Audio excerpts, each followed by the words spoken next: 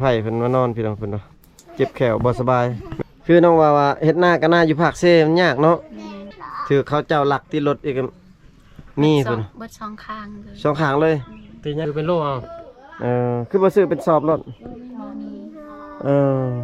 เธอนึงจักโลฉันไปซื้อเอามี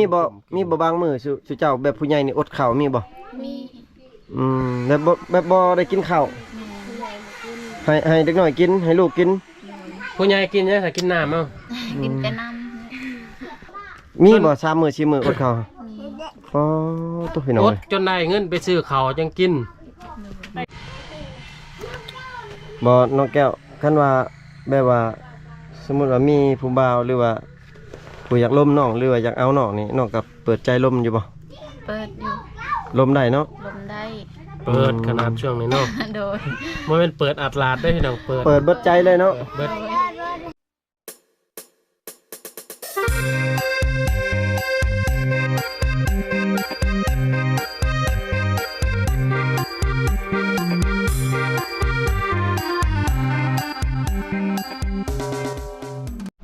โอ้น้องแก้วพี่น้องเอ้ยกับลูกสาวเพิ่นเพราะว่าหลังจากที่ว่ามอบเครื่องมอบของให้น้องสาวแก้วเพิ่นอยู่ตารางกะทีมงานสิขึ้นอยู่เฮือนของน้องสาวแก้วอีกหน่อยไปเบิ่งบอลอยู่บอลน้องของน้องการถ่ายชีวิตการเป็นอยู่เนาะแม่นโอ้น้องเพิ่นกำลังเกียมเพื่อนเพิ่นก็ซ้ำนี่แหละน้อยใหญ่ซ้ำนี่แหละพี่น้องเอ้ยเพื่อนน้องสาวแก้วเนาะอันนี้เป็นเฮือนใหญ่เพิ่นแต่ว่าอยู่16 17คนเต็มเลยอยู่ในเฮือนมีแต่เด็กน้อยพี่น้องเอ้ยสิได้ขึ้นไปเบิ่งบอลอยู่บนนอนนอกพี่น้องพี่น้องขออนุญาตขึ้นก่อนพี่น้องขึ้นไปหาน้องเพิ่น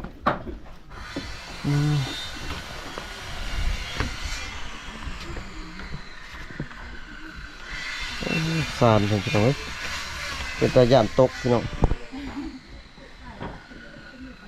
มุงนี่ก็เอานั่นเอาพี่น้องเอาไม้เหี้ยมายังมามุงเอายามฝนตกนี่คือจีหัวพี่น้องเอ้ยคนนี้อยากเข้าไปพี่น้องสบายดีเนาะสบายดีโอ้หัวเลยลูกชายเพิ่นพี่น้องสิเข้าในเพิ่นละเพิ่นครัวเพิ่นพี่น้องเอ้ย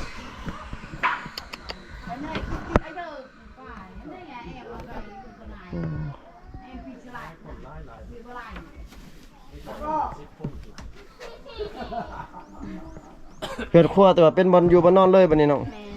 นอนอยู่นี่เลยตัวพี่น้องเป็นนอนอยู่นี่เลยได้พี่น้องเว้ยไผ่พนอนตอนนี้เป็นบอลอยู่บนนอนเลยนี่บอกไงนั่นแหละว่าเห็นมือนั่นมาอันนี้กับบอลนึงอีกเนาะไผ่นอนอยู่นี่คืนนี้ก็คอยกับลูกอยู่นี่นะน้องกับลูกนอนอยู่นี่เสือนอนบ่มีเลยมีแต่นอนบันนี้เลยบ่น้องเสือนอนกับบ่มีพี่น้องบัดอยู่หันไผ่บ่นี่ไผ่เรานอนกับไผ่กับลูกอีกบ่กับผัวแล้วนอนกับผัวบ่อยู่หั่นมันแบบบ่มีบอลนอนนี่บ่าวไทยแม่นอันนี้เป็นบอลน้องแก้วนอนกับน้องแก้วนอนอยู่นี่บัดผู้ติดกับข้างในหมดเลยน้องไผ่บ่น้องไผ่กับไผ่กับอ้ายไผ่กับอ้ายนอนอยู่นี่ปาโตพี่น้องเว้ยสิบ่รังก็แก่ก็น้องแก้วนอนอยู่นี่หนาวแหละบอลอยู่บอลนอนกับบ่มีพี่น้องก็มีแต่สาดอยู่แล้วก็ปูโอ้พี่น้องย้อนลูกเพิ่นเป็นไอพี่น้องเอ้ยนี่ก็บอลเฮ็ดกินเด้อเฮ็ดกินอยู่นี่วันนี้ว่าน้องเฮ็ดกินนะโดยพี่น้องเว้ยผัดเฮือนใหญ่ไผนอนอยู่เฮือนใหญ่แม่พ่ออ้ายกุ๊กมันหลายคนได้16คนในวัดบางไทยก็ต้องระยายกันเนาะอยู่ใส่เล่นลูกน้องนะอยู่นำแม่ให้แม่เอาโดยเป็นให้กระตื่นแต่นอนอารมณ์บ่ดีปานใดเด้มาบ่ได้เจ้าเอาบ่ได้บ่เอาบ่ได้ข่อยบ่ถือแค่ก็เด็กน้อยปานใด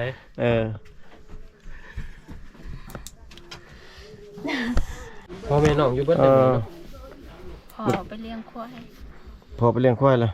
บ่แม่นว่าควายเราบ่แกแห่ไปทางนี้บ่คานน้ำเซอ๋ออยู่ผู้หุ่นลายบ่ควายซะน้องควายเข้าเลี้ยงควายเขา อืม คุ้ยไผคุ้ยอยู่คนอยู่เมืองพู พอจันทา บ้าน บ้าน คนอยู่บ้านนี่บ่ โดย อืม เขาจ้างเป็นปีบ่หรือว่าจ้างแบบ เป็น ใด ปี จ้างปันเอาลูก โดย ปีละโต ตัวนั้น คิดว่าเลี้ยงไปว่าสมมุติว่ามันได้4โตกับปันพุ่นละ2โตลูกบ่แม่นบ่เขาให้แต่ตัวเดียว โดย ปีละโต อ๋อ บ่มีค่าจ้างค่าหยังเนาะ บ่มี ปีละโต พอจ้างอยู่เนาะ คุ้มค่าได้ ควายมันลายได้สมมุติว่า ออกได้คูปีเด้ อืม เป็นมูลค่าเลยอันนี้คือซุมหัวจ้างนี่แม่นปีหนึง3ล้านบ่ได้4ล้านนี่แหละ อืมปีหนึง3-4ล้าน ก็พอจ้างอีก3-4ล้านไปให้ควายก็ลบอีกเด้อ ควาย3โต4โตนึงนะ เออ แต่ว่าเขาเจ้าอยากเลี้ยงนะเขาเจ้าพอได้เงินซื้อเขาวเด้หากกระเบิดแต่เฮิงนี่แหล้วพอซื้อเอาซื้อเขาวตลอด อืม เงินเสียล้านนะโอ้พี่น้องไอ้ว่าเรื่องบ่อนอนเห็นบ่อนนน้องเลยก็บ่หนาวบ่น้องแกลมบ่พัดบ่คือว่ามันเป็นปองเป็นหยังบ่ล่ะ เป็นปองมันเนาะ เวลาฝนตกก็นอนบ่ได้ ฝนตกก็ฮ้อนบ่นี่ แม่น เพราะว่าน้องเอาอันนั้นเอาอันพาไม่เหี้ยบ่แผ่นไม่เหี้ยมา แผน มุงพี่น้อง นั่นแหละน้องว่าอยากได้สังกะสีอยู่พอเฮาถ่ายชุดก่อนนี่แต่ว่า อยากได้สังกะสีมาเฮ็ดนี่บ่ โดย รอถามเบิ่งอีกคุณยายใจะดีเพิ่นว่าคันว่าแน่ได้ก็สิช่วยอีกว่าทางถามเบิ่งเนาะน้องแก้วเนาะ โดย ก็เพิ่นช่วยแฮงดีใจอีกแล้วพอได้มุงได้ไม้ก็มีอะไรได้ไม้ทางอ้ายเพิ่นเฮ็ด ไม่มีละ สบาย บ่มี ไม่บ่มีติ แม่น ไม่อ้ายติ ไม่ของอ้ายติ บอกก็ให้เพิ่นไปหาศอกตัดกับได้อยู่ที่ซำนั้นน้องแก้ว ได้ เขาจะเลื่อยเองที่นี่ เหลือก็เข้าบ่ให้ เลือกกับเป็นไม้ของเขาเจ้าเด้ โอ้บ่ได้บ่ยันว่า มี อ้าย แต่ น้องให้กัน มีแต่ เป็นเหตุบ่ได้ ไปตัดไม้หั่นแหละเนาะ คันว่าอายถือกันก็ ให้ แปลว่าบ่ผิดกันก็เขาให้ อืม แต่ว่าเขาผิดกันตลอดกับพ่อคอย บ่ถือกัน สมพอจะงอเฮือนเนาะ โดยเราได้เมียใหม่ก็5 6 เดือน อืม แต่ว่าเมียเราพาให้เราลงเลย อืม แต่แม่นได้น้องก็ถืออยู่เพราะว่ามันหลายคนนี่แบบไทย อืม ยังมีอ้ายที่ผู้หนึงอยู่ในหลังจากเราลงนะ มีอยู่ อืมเพราะว่า เนี่ย ก็สิแม่นอ้ายผู้ เมียเราเพิ่นสิแดงนี่ประมาณนี่บ่แม่นบ่ แม่นคนนั้นแหละ แม่นบ่ แม่น อืม คนบ้านอาเราบ่ โดย เอาเรา มันหลายคนแม่นแล้ว หลายคนก็อยู่ ลงกันเนี่ยถือ อยู่นํกันก็มันยาก โดย ไม่ของเราเองบ่ แม่น เสาหยังกับของเราเบิดเอง จะไปเรืออยู่ผู้ที่เนาะ อืม ดีแล้วลงไป ดีแล้วมันอยู่นี่ก็ อยู่นี่ก็มันหลายคนเด้ แต่ว่าก็บ่อยู่ไกลกันก็ยังเบิ่งแย่งๆกันอยู่เด้แบบพาไปเนี่ยต่างแต่ลุงเฮือนต่าง มันอยู่ใกล้ๆกันนี่บ่เป็นหยังดอก ครบครัวต่างพี่น้องเอ้ยคือน้องนั่นแหละน้องชั่วในอนาคตน้องก็ต้องได้ไปอยู่น้ำพัวแล้วว่ะ โดยคันว่ามีผู้มากก็อยากอยู่แต่ว่าคันบ่มี คันบ่มีก็ คันบ่มีก็อยู่แบบนี้ โดย อยู่เฮือนนี่เนาะ โดย คันมีผู้มักผู้เอาก็ไปอยู่นำพัวเลย อืม แม่นๆพี่น้องเอ้ย น้องเราจะได้สังกะสีอีกพี่น้องเอ้ยนี่ก็มาเฮ็ดเฮือนมันหัวน้องเพิ่นว่า พัวแล้วยามฝนนี่ยังเข้าหน้าฝนอยู่ได้บ่ ยังบ่เบิด น้องกับนอนอยู่กับจังสันชับแหงฝนพาเลยเขาไปฮุบกันเขาไปไหนเพิ่นได้กับฝนพาฝนตกเนาะคันใดสังกะสีเลือกกับฟ้าใหม่อันนี้มาแอบใหม่นี่ก็สิอยู่ได้อยู่พี่น้องเอ้ยบ่ย่านบ่น้องแกนอนไกลๆข้างอยู่นั่นน่ะ ก็ย่านนี่แหละเอาเพศ เอาแพร่ปก โดย โอ้เอาแพร่ปก เพราะว่ามันเป็นปองจะมีผู้บ่าวมาหลักซองบ่ไปแห้งเด้เนาะซองเบิ่งเนื้อนอนไปแห้ง เบากันยังไข่น้อยหนึงย่านแนวบ่อื่นน่ะเนาะเพราะว่าเฮาเลี้ยงลูกน้อยได้บ่าวไทย อืม เฉพาะว่าลูกเพิ่นเจ็บเพิ่นเป็นแม่นเพิ่นนอนตากลมพี่น้องเอ้ยอืม อันอ้ายน้องผู้นอนอยู่นี่อันเวียงหั่นบ่นอนนี่ เพียง เพียงอีก โดย เพียงเวียง โดย เพื่อนใหญ่นั่นเป็นไปนอนเวียงบ่ แม่น โอ้มาได้เพิ่นออก ก็เวียงกับเมียแล้วนอนอยู่หั่น มาแล้วผู้นั้นออกเคลื่อนกับผู้นี้ฮุบเข้าไปในหนึ่งก็น้องก็นอนอยู่นี่บาดนี้เฮ็ดห้อง อืมหยังพี่น้องอยู่หลายคนก็บ่ติดอก อืม ลูกเมียก็อยากออกหั่นแหละ แม่นอยู่ไปกับต้นไปนั้นสิพิษกับซ้ำเด้ อืม บ่าไผอดไผทนอยู่ดอกแต่ว่าบาดแนวใดแนวหนึงเนาะบาดไม่เมื่อยบาด แน่ นอนพอดจุดใดจุดหนึ่ง ชื่อน้องไปเอาผัวน่ะน้องก็อยู่เฮือนพ่อปู่แม่ย่าบ่เฮือนยังบ่ได้ออกเฮือนต่างติยัง อยู่น้ำกัน อืมอยู่นำกัน น้องไปเฮ็ดเวียกตะกี้จักดนบ่น้องเฮ็ดเวียกตะกี้ ในปีหนึง เฮ็ดอยู่สวรรค์บ่ แม่นเมื่อแล้วก็เอาผัวบ่แม่นติดกันตอนไปเฮ็ดเวียกบ่ บ่ ไปมาแล้วเขา ติด เจ้า ต่ มาหล อ อด ทาง อีก โทรศัพท์ ติดต่อทางโทรศัพท์ตอนกลับมาแต่เวียก โดย อืม แต่ว่าลาวอยู่บ้านคอยน่ะเฮ็ดเวียกอยู่สวรรค์ อ๋อ แล้วตอนนั้นร่วมกัน โดย กลับแล้วมาดินน้ำกันเห็นกันก็ถือว่าตกลงปลงใจกัน เอาเลยเนาะ โดย ขาดองแพงบ่น้องเอาผัวตะกี้ แพงอยู่ เท่าไรขาดองน้องตะกี้ 3 ล้าน ขาดอง3 ล้านแพงบ่น่ะ แพง อ๋อ แพงสำหรับเพื่อนผัวเนาะเพราะเพื่อนผัวบ่มีได้เพิ่นว่า เข้า เขากินก็บ่มี เพิ่นก็บ่มีคือกันเนาะ โดย แสดงว่าขาดองน้องใน3 ล้านกับมีหยังแบ่ แบตัวหนึง แม่ตัวนี้ ปะโตขาดองพิลึกลิถือเลยพี่น้องเว้ยน้องเพิ่นว่าแพงอยู่เพิ่นน่ะแพง3 ล้านแพงเพิ่นน่ะ แม่นบ่น้องแก้วคือเขาว่าคันมักนี่ทุกข์ปานใดก็เอาแม่นบ่ เอาข คือ นา ทา ด งน้อง ข นี่ นาดปัวเก่าคอยก็ยังทุกข์แต่คอยอยู่ได้ อืม ทุกข์นี่บ่ติขอแต่ฮักแต่แพงกันแม่นบ่ โดย โอ้แม่นเด้แม่นเบาได้ก็เชื่ออยู่ให้หลายคู่เลย เอาแบบน้ำจิตน้ำใจอีหลีเขานี่แบบความหักอีหลีเนาะสิน้องเอาเนาะ ความหักบริสุทธิ์จริงใจรอกันน่ะนะ ทุกข์ก็อย่ามัน คือซุมื้อนี่โอ้เพิ่นผู้สาวเขาเลือกได้บ่าโอ้คนอยู่ในเมืองเนาะ แม่น จะเลี้ยงเขาบ่กลุ่มบ่หังบ่มีเนี่ยนี่เขาจะบ่ ก็บ่เอาเลย อันนี้คือเขต เขาหาบ่ ชนบทเฮาสาวแถวชนบทเฮานี่โอ้ยบ่ได้เลือกพี่น้องขอแต่มักจริง ขอบ่ ใจ จุด กัน ใจ นี่เหรอทุกแบบจนบ่มีข้าวกินกันยังอยู่นะขอแต่สร้างแต่แป้งไว้นํกันเนาะน้องแก้วเนาะ โดย หักแพงกันพี่น้องเอ้ย แสดงว่ายังมีหลายอยู่เนาะผู้อันเงินอันขาดอง3 ล้านแบะตัวหนึงยังมีหลายอยู่เนาะ นี่บางคนก็จะบ่ได้ธรรมดา คันมีแล้วบอกทีมงานสิอ่านได้สิฮะ โดย มีอยู่ทีมงานสิอ่านยังโสดนะให้ทีมงานอีกไปเอาพี่น้องเว้ย แม่น ถืออะไรพี่น้องจังหน่อยก็เงิน10 ปลายล้านก็ค่าๆนี้ ๆแนวมักได้บ่าวใช่ หมักแห้งเนาะ มักแนวได้ก็เอาได้บ่ได้ก็เอา ไผ่เพิ่นมานอนพี่น้องเพิ่นเนาะเจ็บแขวบ่สบายแม่นบ่ไผ่บ่ แม่น เจ็บแขวพี่น้องเพิ่นเนาะ นั่นลูกเพิ่นนอนนี่เนาะผู้บ่อยากนุ่งส่งนะ ไม่อยากใส่ส่งเลยใส่ส่งนี่ยังแก่อยู่เพิ่นเนาะ กินแหนมไปมั้ยบ่เคยใช้ชอบเลยนะ คือน้องว่าเฮ็ดหน้าก็หน้าอยู่ภาคเซมันยากเนาะ แม่น เฮ็ดให้ก็อยู่ภาคเซพี่น้องลำบากในการไปมาถือเขาเจ้าหลักที่รถอีกนี่เพิ่น เบิดสองข้างเลย สองข้างเลย ตีนยังตีนน้ำนะ ติดเล็กบ่ ตีนเล็กนะ ตินเล็ก เออพี่น้องเว้ยไกลบ่พี่น้องเว้ย ใกล้ เออ ข้ามไปนั่นเลยย่างนี่บ่ได้ว่าขี่รถจักรไป ย่าง อืม จักก็ได้ย่างก็ได้ คันว่าขี่รถจักรก็ไปทาง อืม ทางบ้านทะเทแกง อืมแม่น เขาวหน้านี่ประมาณจักสอบปีหนึงสิน้องเฮ็ดนะ ได้ละเศร้า สาสอบกับบ่กลุ่มแล้วสำนั้นเนาะคนหลาย เขาให้ได้ซะสอบหนึงอันให้เพื่อนหนึงจักสอบเพื่อนหนึงฮะ ได้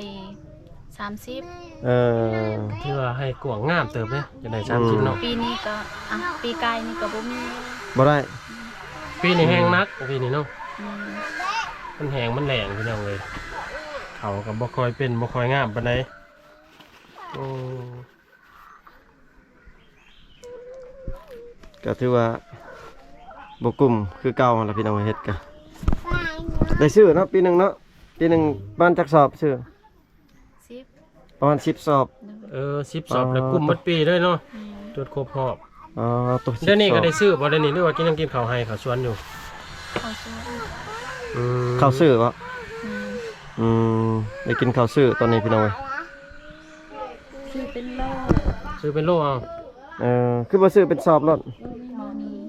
เออ เธอหนึงจักโลฉันไปซื้อเอา โลซาโล 10โล20โล ซื้อให้เวียด เออ โลจักพัน15,000 20,000บ่เขาขาย เช่าพัน อยู่เมือง15แม่นแล้วเขามาขายเช้าโอ้ซื้อข้าวกิโลพี่น้องเว้ย ซื้อข้าวกิโลกินคนได้บักหลายๆพี่น้องแม่นบ่15 16คน ซื้อเธอหนึงไหนมะหนึ่งจักเทื่อเอา สอง สองเทื่อ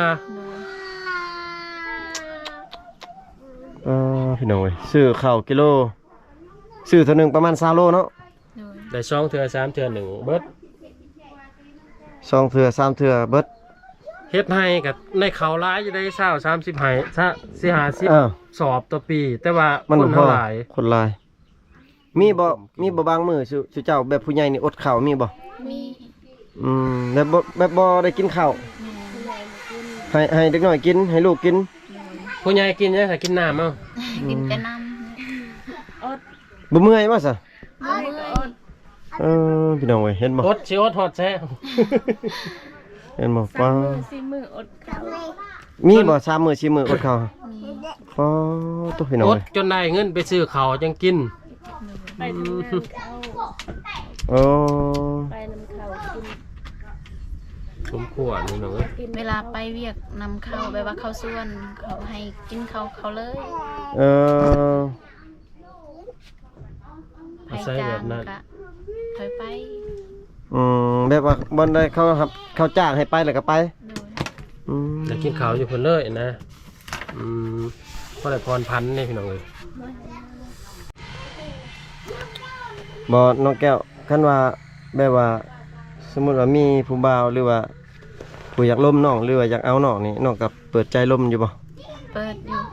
ล้มได้เนาะ ลมได้ เปิดขนาดช่วงนี้เนาะ โดย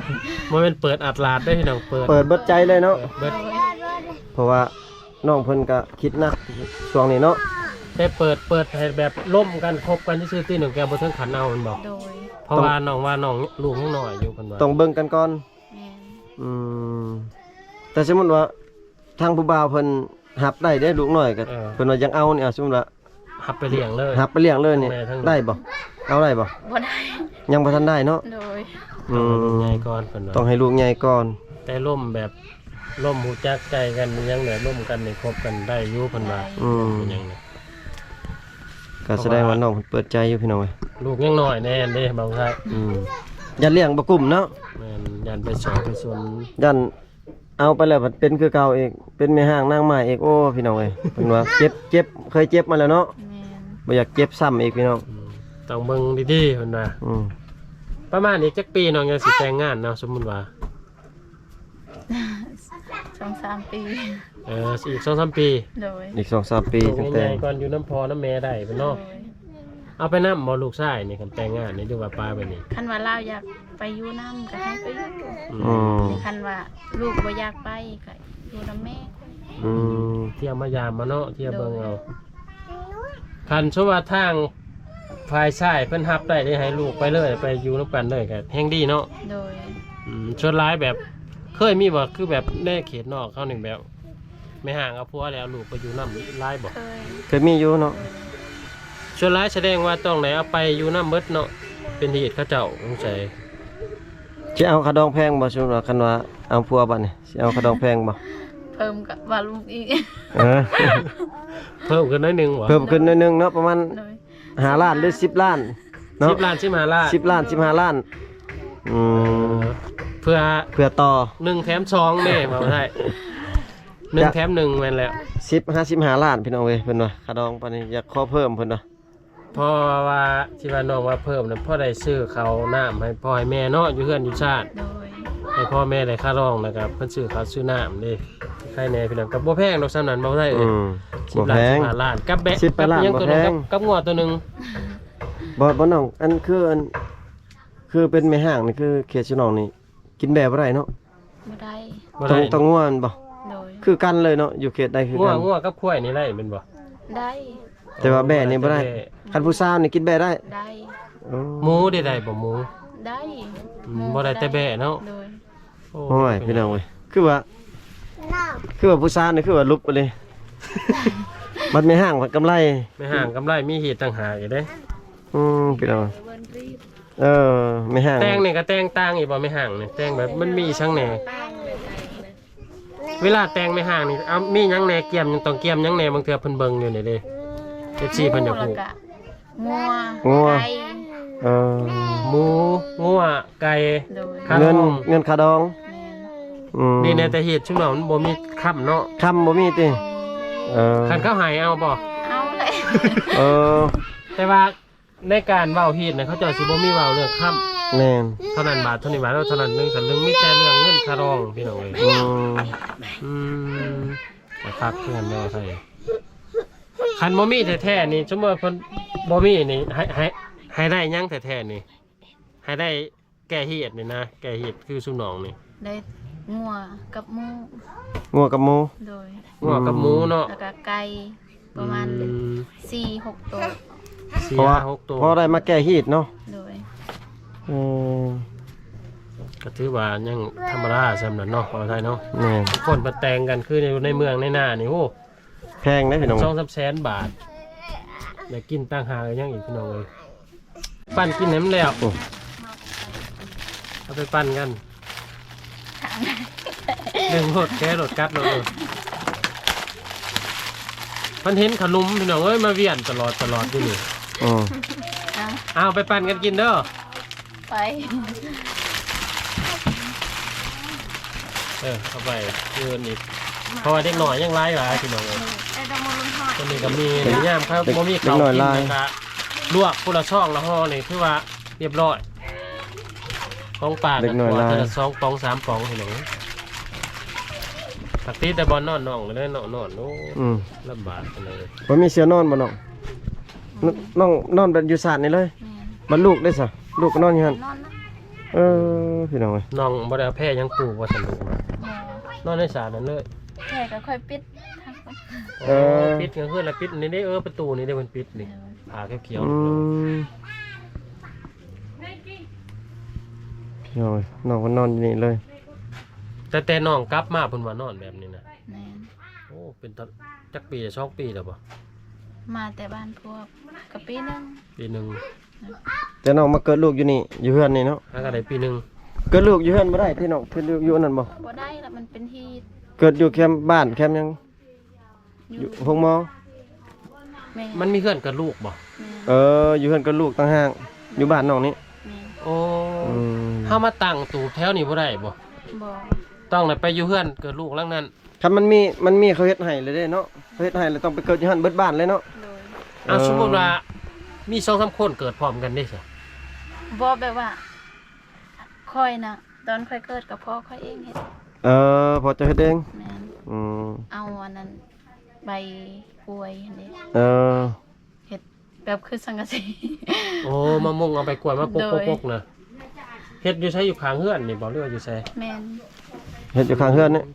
คือบ่เกิดอยู่นี่ กับหมู อืม เกิดอยู่ที่ไฟนี่หล่นนี่ บ่ได้ คลำเนาะ แม่น อื โอ้ ม พี่น้องเอ้ย คันว่าลูกไผ่แบบคือลูกไผ่จุพอค่อยน่ะได้ ลูกสาวเนี่ยบ่ได้ แม่น โอ้แม่นั่นลูกสาวพอฮีดเพิ่นแต่งมื้อเนาะ อืม แล้วสิมาเกิดลูกใส่เนี่ยบ่ได้ ครั แส บ ดงว่าคันว่าบ่ได้เข้าฮีดเข้าคล้องอยู่พี่แม่นบ่ออกเลยได้แต่ฮีดเฮาโอ้กินบ่เบิดบ่ ขอบใจเด้อ พี่น้องเอ้ยฮะถือว่าถามข่าวน้องพี่น้องเอ้ย ข่าวๆไว้เนาะ เอาข่าวมื้อหน้ามื้อไหนก็มาแวะถามอีกถามว่าตามข่าวอีก พี่น้องเอ้ยตามข่าวน้องสาวแก้วเพิ่นพี่น้องคือว่าน้องเพิ่นก็ถือว่าโสดนั่นแหละน้องเนาะ โดย โสดลูกติดพี่น้องเอ้ยเพิ่นว่าเปิดใจให้ผู้บ่าวหรือว่าหนุ่มโสดนั่นล่ะพี่น้องเอ้ยถ้าผู้ใดมักผู้ใดฮักก็สามารถทักหาน้องได้พี่น้องเอ้ยมี2ทางติดต่อเนาะน้องเนาะมีเฟซเนาะ โดย ชื่อเฟซน้องได้น้อง สาวแก้ว สาวแก้ว ซื้อเฟซน่ะสาวแก้ว สาวแก้วตัวลาวตัวไทยเนาะ สาลาว ภาษาลาวเนาะ สาวแก้วภาษา สาวแก้วภาษาลาว คือน้องต้องการอยากได้หยังก็ยังให้เพิ่นช่วยหรือว่าคน สัง ค กะ น สี จะได้สังกะสี แม่น สังกะสียังมุงเฮือนนี่บ่ โดย สังกะสีประมาณ30ประมาณ30แผ่นเนาะ โดย พี่น้องเอ้ยประมาณ30แผ่นแล้วก็กับเสื้อนอน แม่น บนอยู่บนนอนพี่น้องเอ้ยแล้วก็ แต่ได้บ่นอนเล็กน้อยยังครับ เสื้อนอนเด็กน้อยพัดลมเด้อยากได้อยู่บ่ อยากได้ พัดลม มีอันเดียวบอกคือว่าเห็นห่างๆนะครับญาติกันอยู่พี่น้องเอ้ย จะได้พัดลมพร้อมพี่น้องเอ้ยมีเสื้อนอนข้าวก็จะได้เนาะ โดย ลายแนวพี่น้องเอ้ยคันว่ามัน หลักๆก็สำคัญเข่านั่นแหละ หลักๆแม่นข้าวพี่น้องเอ้ยแต่ว่าถ้า FC มันอยากช่วยตัวใดก็ช่วยได้เนาะ โดย ตามความสะดวกสบายตามความพอใจ แม่นเอาแบบว่าตามเพิ่นอยากช่วยหยังก็เอาเนาะ แม่น เสื้อผ้าหน้าแพรเครื่องนุ่งก็เอาเนาะ โดย พี่น้องเอ้ยตามนั้นพี่น้องเอ้ยก็คือ อยู่ในคลิปนี่ล่ะพี่น้องเอ้ยถ้าว่าผู้ใดอยากช่วยก็ทักหาทางทีมงานเฮาหรือว่าทักหาน้องเองก็ได้เนาะมีสองทางติดต่ออยู่ในหน้าช่องนี่ล่ะพี่น้องเอ้ยถ้าผู้ใดอยากติดต่อมาเนาะพี่น้องอยู่ดีมีแฮงเบิดสุขทุกคนพี่น้องเอ้ยขอบอกขอบใจที่ว่าเข้ามาติดตามรับชมพี่น้องบ๊ายบายนี่น้อง